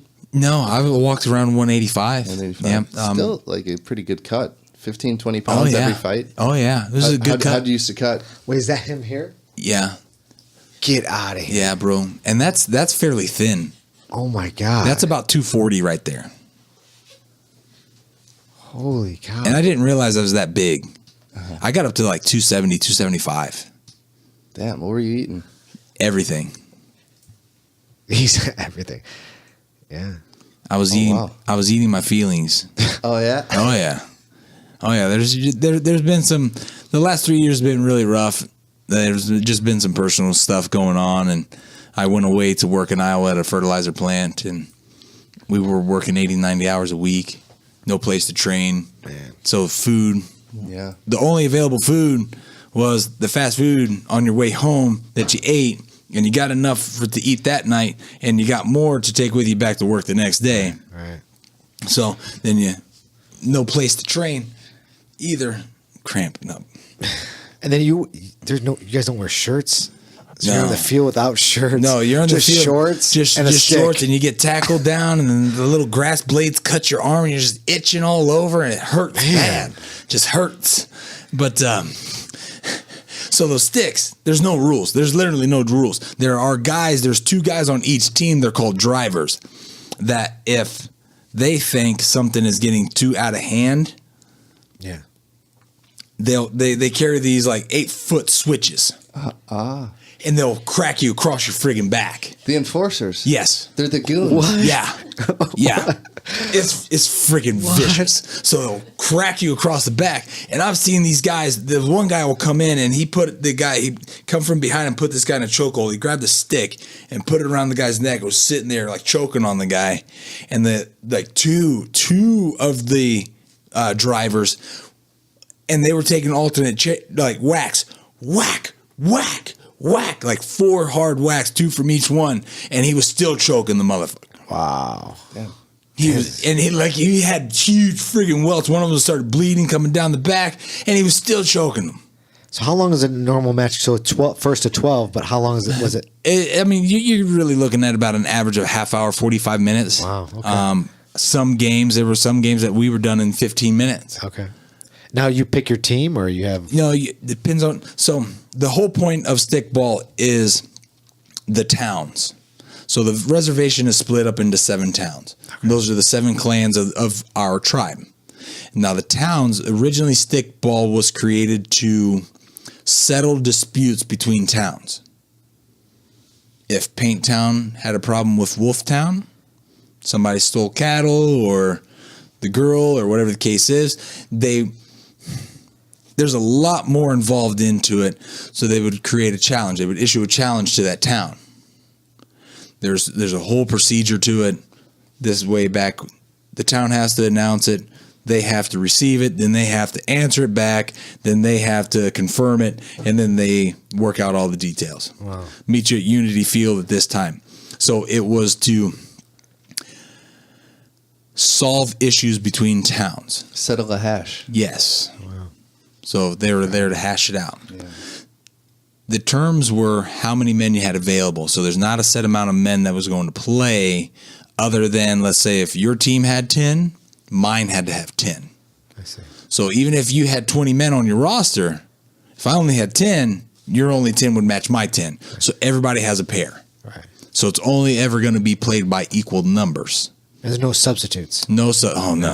There's guys carrying water, but some of them didn't carry water. They carried like this like honey tea type stuff that kept you like energized, hydrated, because some of these matches will go on hours because you were fighting for your town's right to have their way. Right. Whatever the dispute is. Right. So if you feel that strongly about your dispute, you're going to do whatever it takes. Right. There was guys that would hide the ball in their mouth. They would get in the scrum, they'd take it, and then they start running, and they get tackled to the ground. But the only way to get the ball out is to either throw it or pass it or get it from the person. Right. So if it's in your mouth, how are you going to get it out? Right. They'd take the butt of the stick and drive it into their mouth, bust their teeth out to get the ball out. Holy shit. Man, why didn't they make a movie about this? Like Gangs of New York, you know? Shit. Gangs of like the Cherokee. Yeah. Oh, Gangs of the Reservation. Reservation. There you go. Mm-hmm. Wow. So they there's guys that have ears ripped off. Like my shoulder was separated. That same game that my shoulder was done, a guy's friggin' femur. Compound fracture. Wow. His femur. I remember it. I was on the outside. I'm a runner. Like even when I'm big, I'm a runner. I'm still pretty fast. Just because I carry 240 doesn't mean running's my issue. It's stopping. But these guys, I was a runner. I'm on the outside, and the ball got tossed up, and the guy jumped up for the ball, and he was coming down, and somebody kind of took his feet out, and one person was up high, and somebody like pulled him down. And then somebody jumped up at the same time, and they landed on top of his leg. It was a complete accident, but you heard it go pop. Oh, yeah. And you seen the bone sticking out. Everybody cleared out. Ambulance had to come on. Wow. Take them. Did you continue the game? Oh, then the game went on. Wow. Of course. Damn. So when that person goes out, his match sits out. Oh, okay. So you're never at an advantage of more people. Not like hockey where you get a penalty, guy goes away, you get an advantage. Right. Okay. So wow. That's the game, man. This has been around for how long? Oh, since the beginning of the reservation. Hell, even it's since the towns. That's how they settled it. That's fascinating. Now, wasn't because MMA couldn't get sanctioned in so many states, wasn't there a lot of cage fights being held on reservations? Yeah, because they had their own sanctioning body, if you will. Like they were protected by different laws, like their own chiefs. Like I could be extradited. Like if I got into criminal trouble, I could be extradited to my tribe. Now, the translation of regular law to tribal law is usually greater. So that's usually not, like I don't want to be extradited. So you're protected by, since I'm an enrolled member, that is the rules that I play by. They're protected by their own, since they're a governing body of themselves. Of course, we're going to allow that. Like we allow the casinos, and we're going to allow the MMA because it's money into the tribe. Right. So it's generating money. The reason people that didn't like it is because, or why they wouldn't let it, they thought it was brutal, and it was they didn't have a way to control the money really. Right. Because they didn't hear about that stick game. Exactly. So the natives were like, look at these pussies putting gloves on and hitting each other. Like. Why don't they come play a weekend of stickball and see if they survive that? Right. And it is a brutal game. Like you were exhausted. Yeah, I bet. So, which we'll get on to the casino or the tribal stuff in a second. So after the game's done, whoever gets to 12 first wins the dispute. Then both teams go down to the river. You dunk yourself. Whatever the dispute is washed away with the river, with the water. Wow. The river takes it away. If you speak of the dispute after the game and it's been washed away, that is their spiritual belief that it's done, it's squashed, it's over. Right. You speak of it again, those people have disappeared. Whoa. Damn. They take it serious. There is that's fucking crazy. And so that's how the elders operate. Yeah. And that is their belief. Right. So you're considered a bad seed if you keep going with. You didn't follow the rules. Right. So if we have a problem, we're going to talk about it man to man. Right. We have it squashed. We're done. We don't talk about it anymore. That's it. Well, you remember when? That's it. You're done. That's it. You get popped. Mm-hmm. People disappear. Yeah. And you got all that beautiful mountainous terrain. I don't know. Bears get hungry. Yeah, that's it. Coyotes like to get stuff too. That's right. That's not sleeping with the fishes. You're going bear hunting. Right. They disappear with the bears. The bears. That's fucking crazy. All right, so crazy. all right, walk me through this. I've never been on a reservation, at least Either have I. I don't think that I have anyway. Yeah. So you guys would host MMA fights back in the day, right? Before it got sanctioned in the state. And I mean, anyone could come onto the reservation. Like you guys welcome people in, and then what? Like, all right, get the fuck out of here. Pretty much. Okay, right. Yeah. Give us your money. So, make sure you leave a shitload of money, and then get the fuck out. Yeah, okay. exactly. Hey, we had a nice little house party. Right. We got the donation pot over here. Right. We're gonna collect your money. Now go home. Now, because all right, this is just a bunch of gringos rolling onto your land. They don't know what rules to play by, right? Mm-hmm. Can they drink? Can they, like this, that, like, you know what I'm saying? Okay, so every reservation is going to be different. All right. Alcoholism is a huge issue on most reservations. That was one of the downfalls of our people, right? So, hey, it is what it is. Now, it also makes a lot of money if you're throwing a fight. And that's how you get a lot of people in attendance. Right. Or, there's fighting here? I just came to drink. That's really... Anyway, the rules have changed. The reservation itself is dry, except at the casino. And you have to be gambling to drink. So it's kind of one of those catch-22s. Now, this is the rules that our reservation goes by. As Pine Ridge, completely dry. Yet, you go to Rapid City or surrounding town, they can't stop you. You go buy a shit ton of beer and you bring it back to your house and you start drinking. Like, they don't care. They got nothing really to I'm not going to say nothing to live for, but who cares? Like, what better way to get drunk? So anyway, we're back at Cherokee where you have Harris Casino. And even at the time, let's say early on days, like even up in Connecticut, the Mohegan Sun, like you're having a commissioning body of Mohegan Sun. And I actually met the chief, and it's a woman, when I fought up there. Really cool lady. But so like original days, the old boxing commission didn't like that they were having it on. So, that's where most of the stories come from because of the whole boxing issues from that Northeast part. Now you have the Mohegan Sun that would allow these fights to come in. They seen how much money was generated, how much money, that revenue that was getting brought in. It's like, wow, we want a piece of this too. Right. So then it's all political from there. But on my reservation, we didn't have a casino at first. Yeah. We didn't have that until I was about 16. And they built the little one that had a bingo hall, but it wasn't allocated through the tribal members on who got a percentage of it. Now, isn't there a tribe that actually has part of the Grand Canyon? Is that right? Is there a reservation on the Grand Canyon? I remember visiting, and they built this like glass thing that sprawls the Grand Canyon. You go like walk out to the Grand Canyon. However, Like a sky deck? like a sky deck for the Grand Canyon. However, you couldn't bring your phone because I believe they said because the tribe would not allow the technology on the deck. I thought it was just like because they want you to take pictures. They want you to buy the pictures from their photographer. Right. But I thought that was fascinating. So has the reservations felt the financial repercussions of now MMA is legal everywhere? And no? No.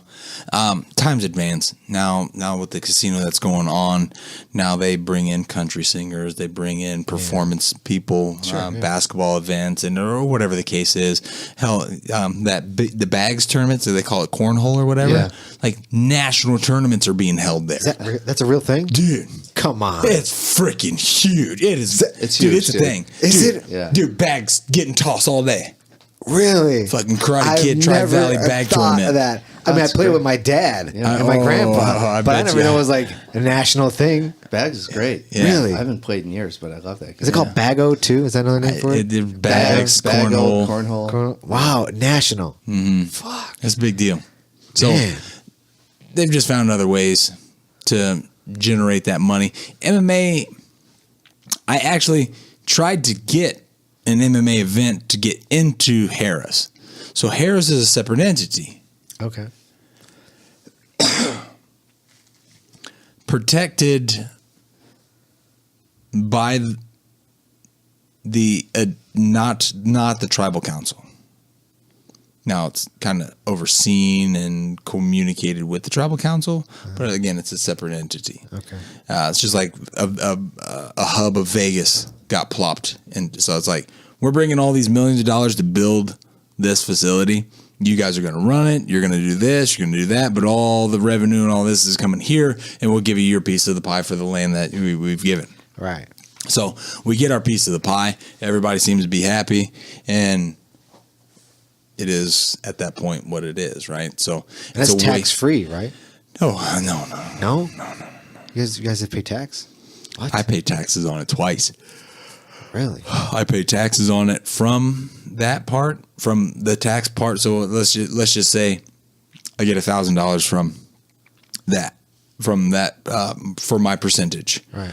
I get taxed on that, and then I get it's miscellaneous income because it's not any other. So it's a different. It's a higher tax bracket. Okay. That's 33% off of that. So when I go and I have to write it and claim it down, so then I get taxed from the beginning, and then I get taxed on it again. Jeez. So I end up with like $500. It's great. But that's all. But also understand that's how my fight purses go too. Yeah. It's a miscellaneous income. That's Right. okay. You just made $10,000 for that fight. Yeah. Manager takes 20%. The camp takes 10%, and then taxes. You have to hold money back on taxes. Right. It's 33% because it's miscellaneous income. You can't. Yes, you can claim it as a work income, Right. but it's a miscellaneous income for your work. Crazy. So they 33%, 53% of the pie gone, and everybody's like, "How much money did you make on the fight?" Well, I know what I brought in, but that isn't what goes home with me. Mm-hmm. And 3 kids and fighting full time. You fight 4 times in a year and $20,000. Right. Now your last fight or match with Adam, you donated your purse to the Amy's. What's it called? Amy's Fight. Amy's Fight. Yeah. That was fucking awesome of you, man. Well, you research the guy that you're going to be facing and seeing what's going on, and then all I'm sitting here finding are all the good things that he's doing, and the matches and the DVDs and the instructionals, and you're just like, he's a really nice guy. Yeah, knows jiu-jitsu. And it's like, oh, he's doing these calls, and then so we start looking into the calls, and it's like, what? They're charging this kid just to survive this amount of money per month? Are you fucking kidding me? Our health system can't provide a child health care? It's fucking crazy. So you have this man who cares about this child using his resources to create revenue for it. Right. And it's all there. Yeah. I'm like, I want to be a part of that. Yeah. Now, I'm not a self-made man as far as like, I'm not wealthy by any measure, but whatever I can give, I'm going to give. Yeah. That's great. Here you go. Yeah. It's Paul and I both donated. I fought a couple weeks ago. I donated my winnings. Actually, I matched my winnings and gave it. Yeah. Just because I lost that match, so I didn't win as much. But and then Paul donated. But it's a good cause, Amy's Fight. Yeah. It's a GoFundMe. So if everyone's interested, check it out on GoFundMe. AMI, Amy's Fight. Yeah, it was really cool. But getting back to Fight to Win, let's talk about that walkout music and your performance. It's fucking impressive. Impressive. You're a showman, dude. When I heard the music, I looked at Paul. I said, because I told Paul about you when I met you at the weigh-ins. Mm-hmm. I go, Paul, this dude's fucking awesome. I go, he is so fucking cool. I go, I can't wait to get him on the podcast. And Paul's like, yeah. And then I hear this music coming out, and you start walking out. I'm like, looking at Paul. I go, you see what I'm talking about? This fucking guy is the best walkout ever. Ever. There's nothing better. For sure. Definitely. You stood in that fog for about 2 minutes, just fucking feeling it in. It was awesome. 30 seconds exactly. It was timed. Was it? Choreographed. Oh, it was practiced. 8 count. Shimmy, shimmy, step, turn left. 8 count, 7, 5, 5, 6, 7, 8. Shimmy, shimmy, step, turn. High, low, left, right, There's left, both. There's on Dan's Facebook page. If you guys want to go on Dan's Facebook page, just click on photos and scroll through and check out a couple of his weigh-in photos. I like the one in the pink thong. Rocking some hairy bush. Man. Tokyo Hands. That's when I fought Nick Thompson. It was amazing, like the bikini briefs, and it's got the bush coming out the leg side and the top side. It's so great. I was like, so that's no, yeah, that was Thompson when I wore that. I wore the Gono wig when I fought Gono. You fought Ben Askren too, right? No, Ben Askren laid on me. Oh, yeah. As exciting as that. Has the UFC ever reached out to you? Mm-hmm. Yeah. There was a bidding war between UFC and Bellator. Oh, is that right? Mm-hmm. And then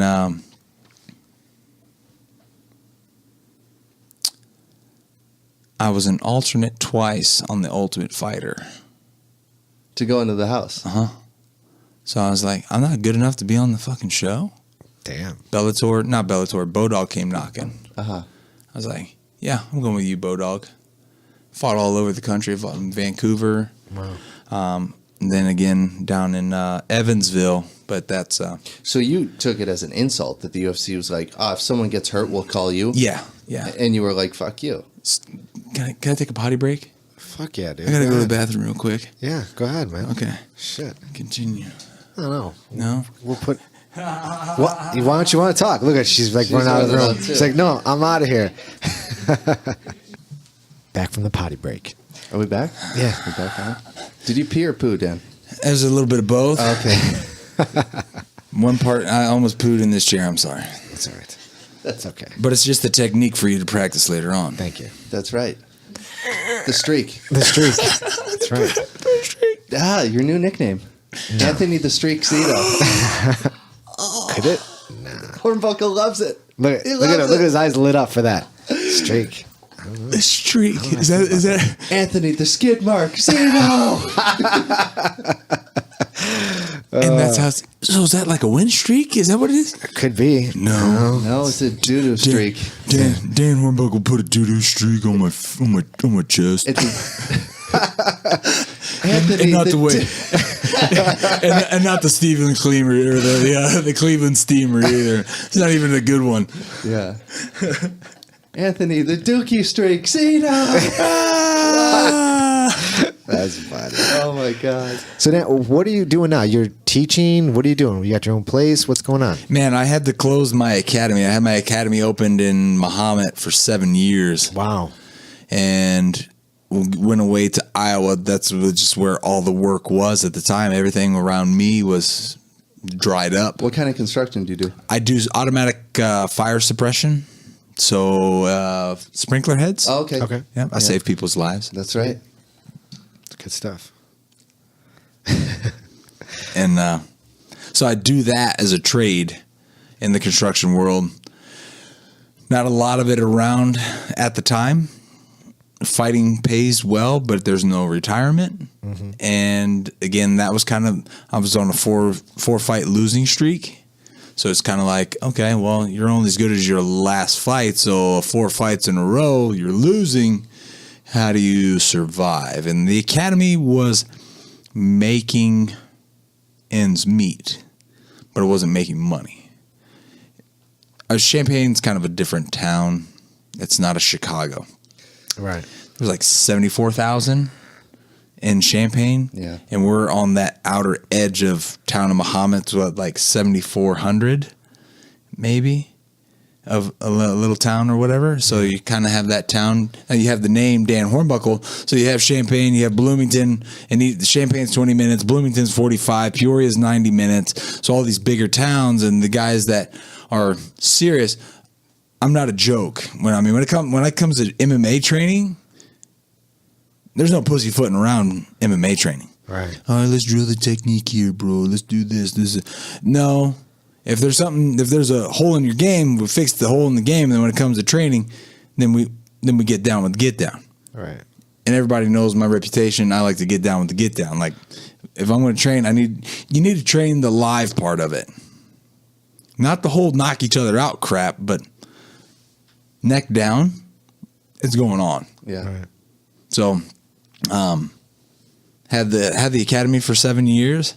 Went away to Iowa for the sprinkler or the pipe fitting job out there for the fertilizer plant, and people paid the trading with Dan Hornbuckle. And stuff like that. Dan Hornbuckle wasn't there to train them. Yeah. So I lost a lot of business that way. So then it started bleeding itself. So I had to stop the bleeding and shut it down. And then, so October, actually this month is the a year close-anniversary of closing it down, which sucks, but has also opened up. So closed it in October, finished the job in Iowa in March of this year. And then all it did was allow me time. I was laid off from like April until May and started working on my weight loss for myself. And that opened up time for me to train. It motivated me again to train. It really rekindled the fire, like that layoff of fighting and training all the time and training other people, like the responsibility of that. Going away from it, coming back and being hungry to do it again. Right.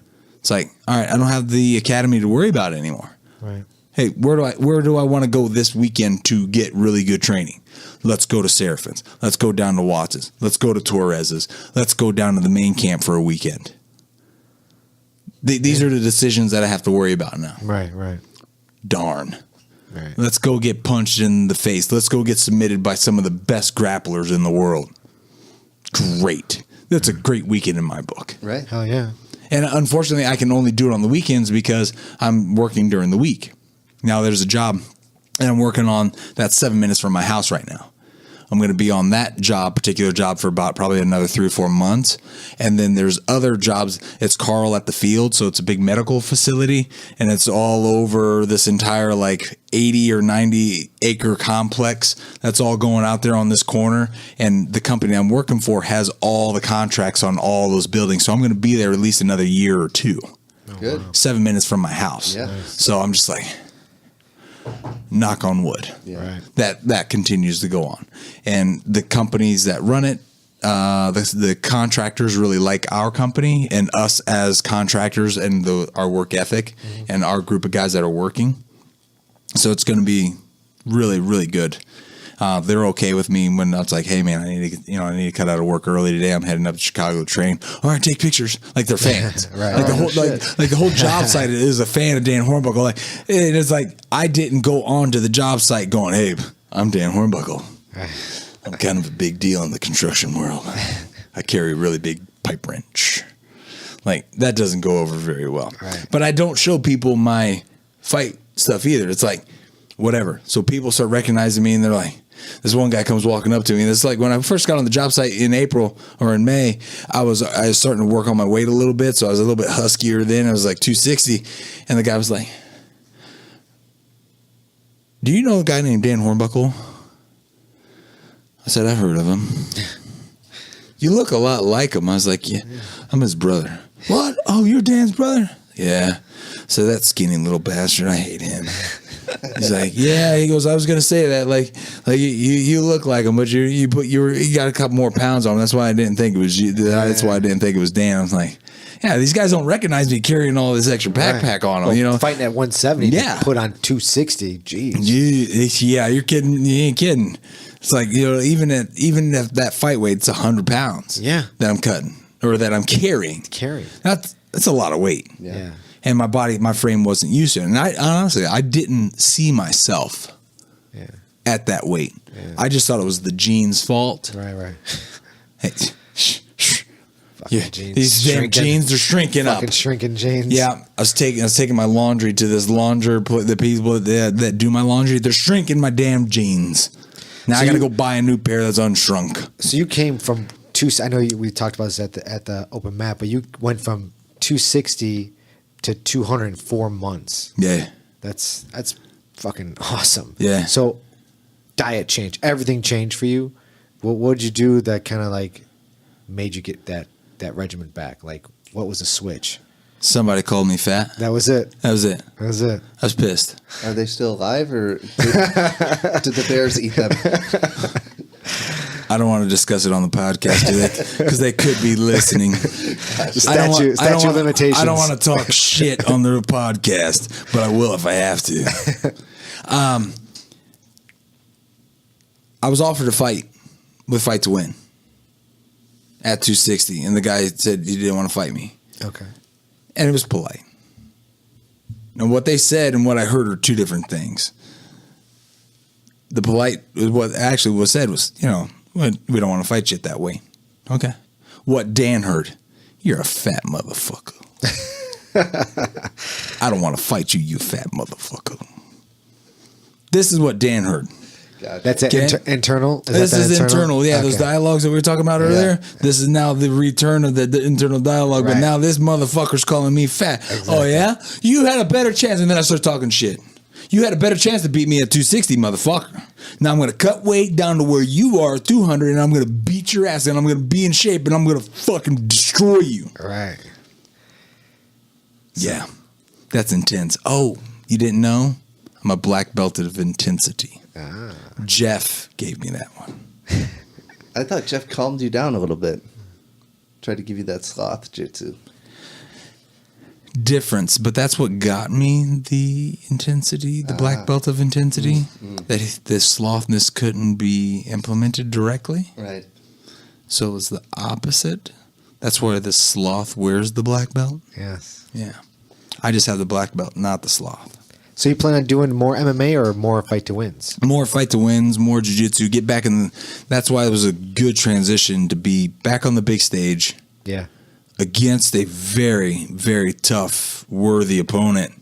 Like, I didn't want some no-gi match to be like, I wanted a highly decorated black belt to be like, this is the test, to kind of be my litmus test. Yeah. My litmus paper, put it in. Where do I gauge what I need to work on? And it was a great fight of the night. Yeah. Right. Yeah.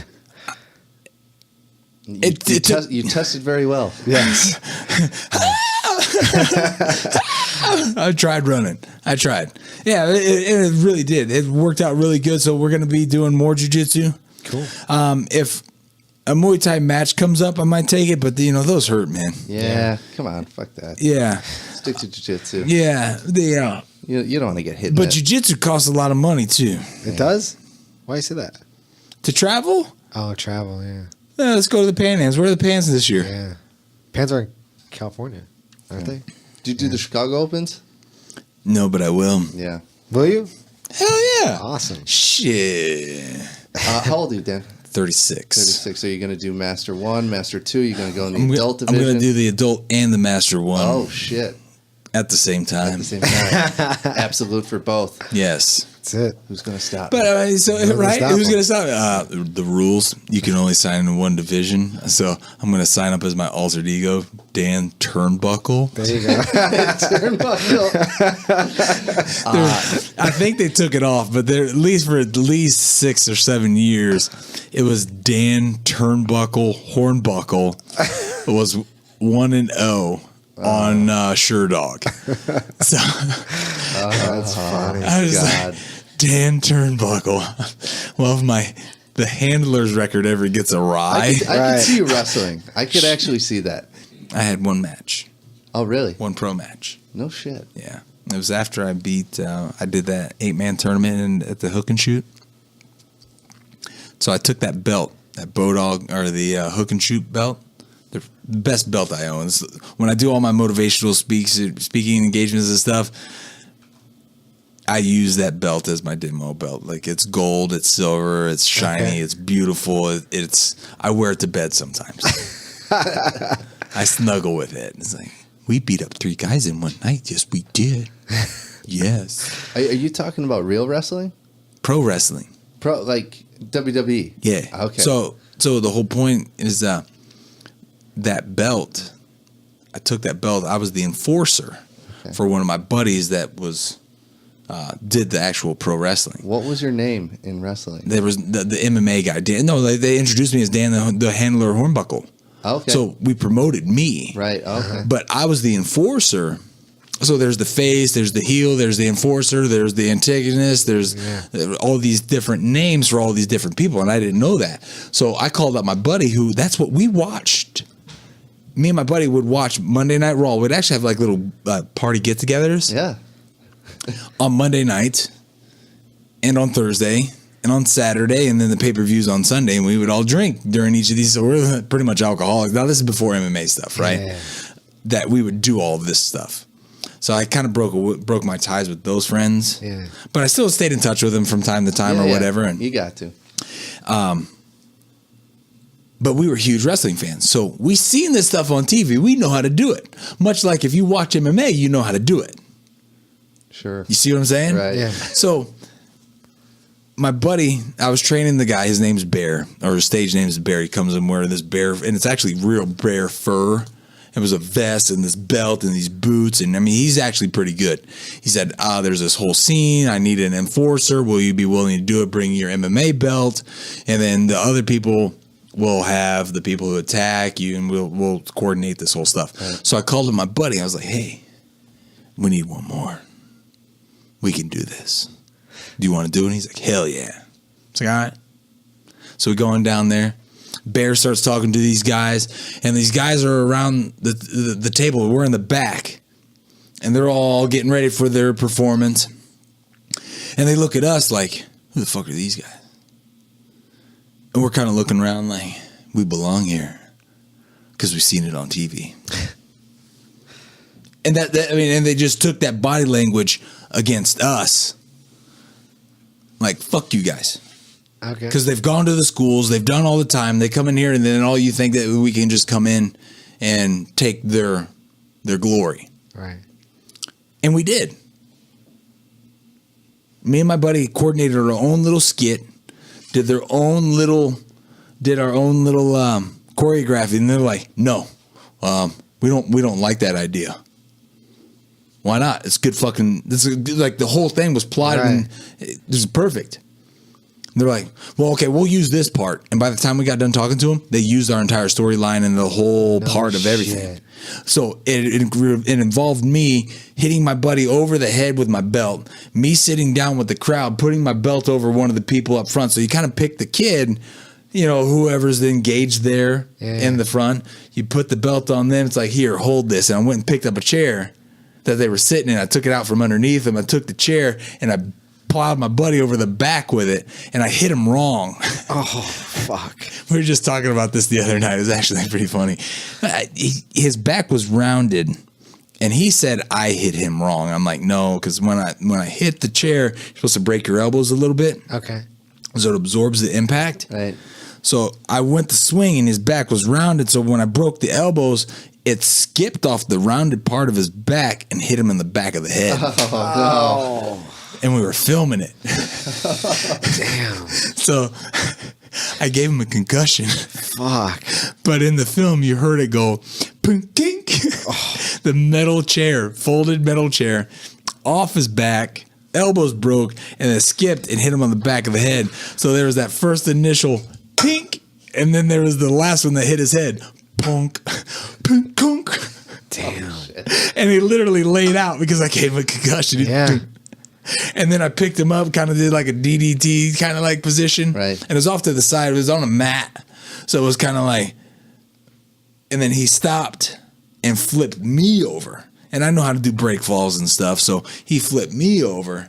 And that's when I went back into the crowd, grabbed my belt, and I come running back with the belt and hit him over his head again. Wow. So I concussed him with the chair and the belt all at the same time. And we have it all on video. Damn. So I've done one match, and I was like, this is too much work. Yeah. Wrestling's brutal, man. It is brutal. Like all the table breaking and chair. I mean, The TLC, the table ladder chair match. Yeah. Yeah. what's And there's up some with of the that? stuff that where it's like they can't fake it. Like the guy gets body slammed onto a pile of tacks. Yeah. Yeah, you know? what the fuck? Like Yeah. gets up and there's like 50 tacks in his back. Like, they get paid extra to do that? I'm telling you what, those Hazardous pay, right? I used to think Shit. that those guys, and you knew it as a kid that it wasn't necessarily, it was choreographed, right? Right. Okay. But then I went and watched it live, and then you watch all these series, and you see Hulk Hogan on his reality show. He's beat the hell up. Sure. Macho Man is dead. All Benoit, all Benoit's these dead. like, Eddie Guerrero. these Right. guys are The Kerr brothers, aren't they all? they are truly amazing athletes. Ultimate Warrior. Yeah. They are truly amazing athletes, hands down. Some of the best, because these guys are what, 240, 250 fit, throwing other 240, 250 fit guys around, chasing them around the ring for 10, 15 minutes, picking them up overhead, running around, climbing up, jumping, tumbling at 250, 60 pounds. Backflipping off turnbuckles. Backflipping off turnbuckles. Landing perfectly on your partner so you don't destroy either one of you. All while maintaining perfect choreographs. All right. Seriously, and I'm not even being sarcastic. These guys, like, that shit's tough. And then grabbing the mic and then doing like a 7-minute monologue afterwards and being entertaining and funny and remembering your words. Do you smell what the handler's cooking? Like that shit, that's how it's done. And then also that kind of nervousness that they must have where it's like, okay, I'm going to throw you out of the ring onto a table. You know what I mean? What happens if you hit your head wrong? You know, like, what do we do? Do we got to figure it out on the fly then? You know?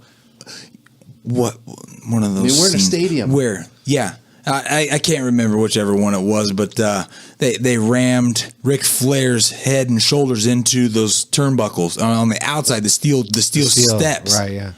and it was all jacked up. They have like little cues and hand positions that if they're seriously hurt, if they land in that position, then they stop. Gotcha. And if you watch how these matches carry on, there's little hand positions, you start picking them up, and it's like, why did he stop beating on him? Oh, yeah, because he's actually hurt. Like, he needs to recover. He needs 10 seconds to recover. He needs a minute to recover. But then they have to carry like razor blades and cut themselves with that razor blades too. That was like when I remember when I was a kid. That's what I would see. Like, man, that guy's got a cut. But you figure how is he getting and then cut? bust it open, Bust and then open, keep it busted open, and then keeps crazy. digging in the wounds. Yeah, and they would dig in the wounds, right? Yeah. And I mean, some of these things that they would put the skin, the little corners of the razor edges in their skin, or put new skin or tape it and then keep it there and not cut their other guy in other positions. And when they're grabbing and grappling around, that stuff's hardcore. It's really hard. It's very entertaining. Yeah. And that's what we were kind of touching on this a little bit ago. It's like you have to keep full, you have to be the whole package. Right. You have to be entertaining. We were talking about this on the mat too. You are an entertainer first. That is your job. You can be the most professional. You can be the best jiu-jitsuist ever. But if you're not entertaining, Ben Askren, I hate even saying that this is going to be on air. I hate even saying it. He's one of the best wrestlers in MMA. But he's not entertaining. Why has he never been in the UFC? Because he's not entertaining. Right. And maybe he said some things about Dana too. But Maybe, right. But I think that was because Dana said he wasn't entertaining. Right. there you go. So just call a spade a spade. Right. He laid on top of me for 15 minutes, avoided some really good submissions. I give him props on that. He avoided some really good submissions with some, you want to talk about me avoiding Adam's trap. He avoided my Kimura trap and my triangle trap and my armbar trap. Yeah. Good job. Like with punches. Right. Good job. And you laid on top of me and did nothing with it. Yeah.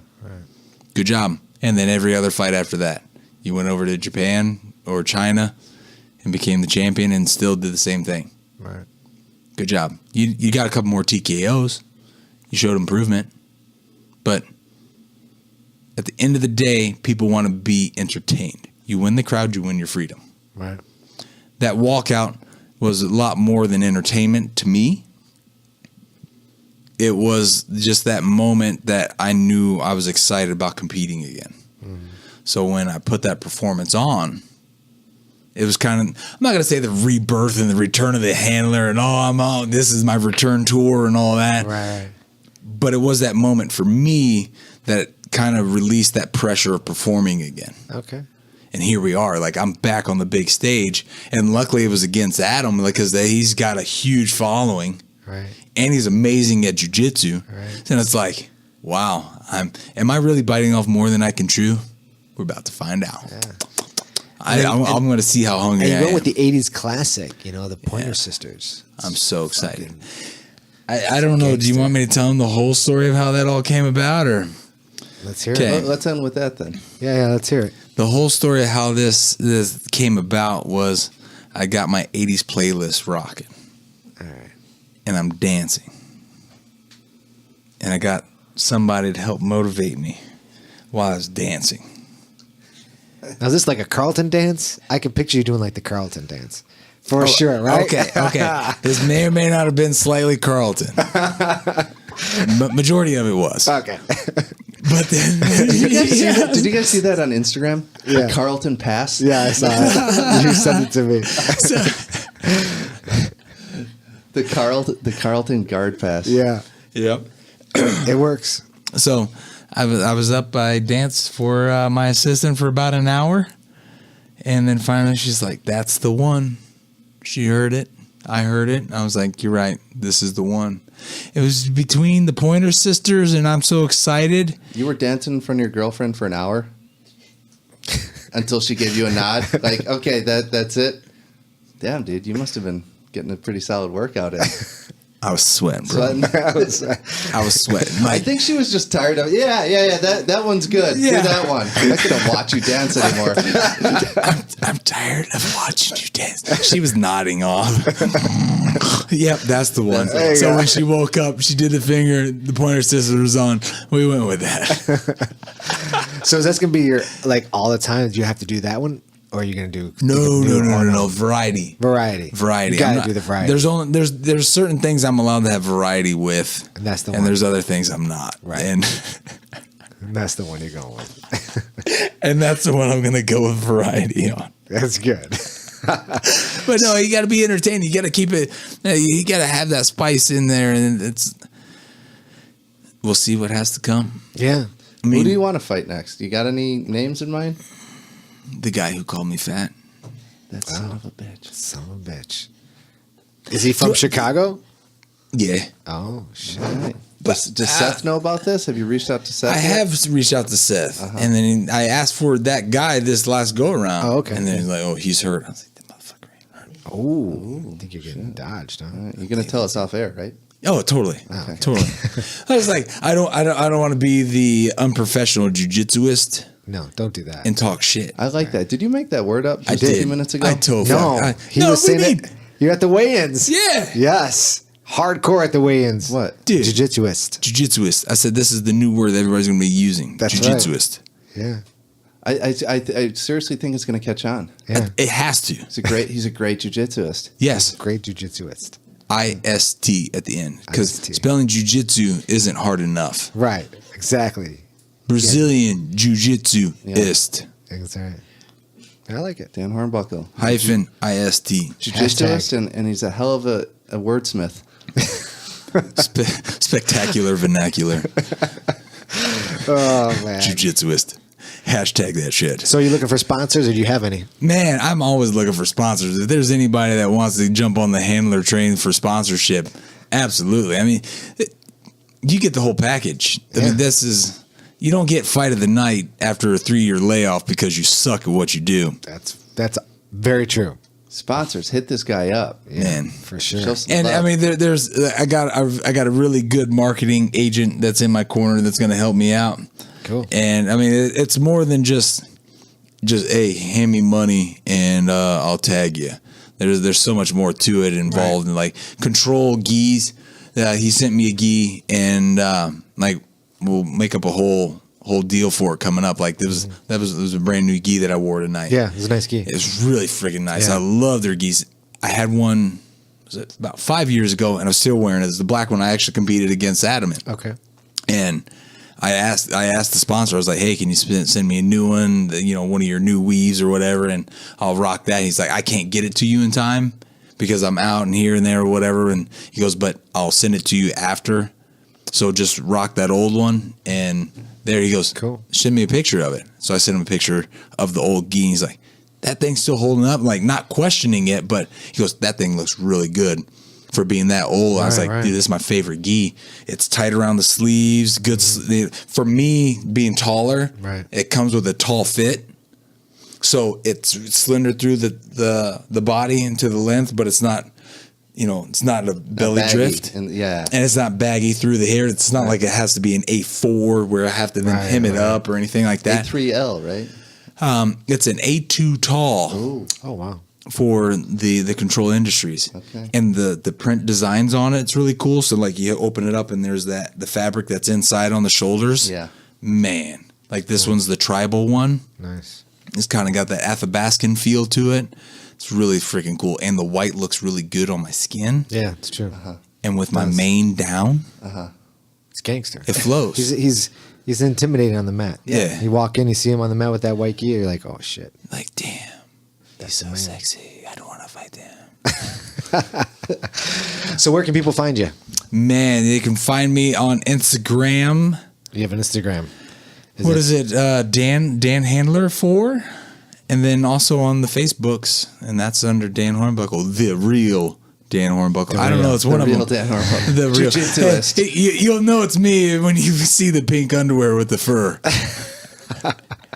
Awesome, man. Well, I really appreciate you guys doing the podcast. It's been a long day, a lot of traveling, and I really am grateful you guys came in and did this. Dude, I'm grateful for you guys for having us, and that's for sure. It's been a long day, and this was. I look forward to it. It's like we're gonna do the podcast. Awesome. I can talk. I'm a wordist. Thanks again, guys. Thanks, man. All right, we'll see you. Bye. Peace. Hey, everybody. Thanks for tuning in. For more information about Grappler Union Podcast, you could visit us at our website at grapplerunion.com. You can follow us on Instagram at Grappler Union. Please like us on Facebook. Be sure to subscribe on iTunes. And all of our episodes are available on our YouTube channel. Say what? Be sure to subscribe. Yeah, subscribe to all that shit. You got to do another take, right? This episode of the podcast is brought to you by Biotropic Labs. Biotropic Labs is a company that makes its own natural and healthy custom formulated sports supplements. I tried them out. Paul has also tried them. We both like how we feel on them. It dramatically and positively improved our performance, allowing us to train and work out at a much higher level and with much more endurance. His products are built around a blood support and oxygen delivery. To learn more about their products, please visit them on the web at biotropiclabs.com. At checkout, use the promo code UNION10 to receive 10% off your order. Your order is also backed by a 30-day money-back guarantee, zero-risk purchase. Again, that's biotropiclabs.com. Use the promo code UNION10 at checkout to receive 10% off your entire order. This episode of the Grappler Union podcast is brought to you by BJJ Tees. Go to bjjtees.com, enter the promo code Grappler Union, and save 10% off all your jiu-jitsu apparel. Go to bjjtees.com today. This episode of the podcast is also brought to you by Strychnine Jiu-Jitsu, makers of vintage-inspired tees, hoodies, and rash guards. Go to strychnine.co, that's STRYCH9.co, and use the promo code UNION at checkout to receive 20% off your online order.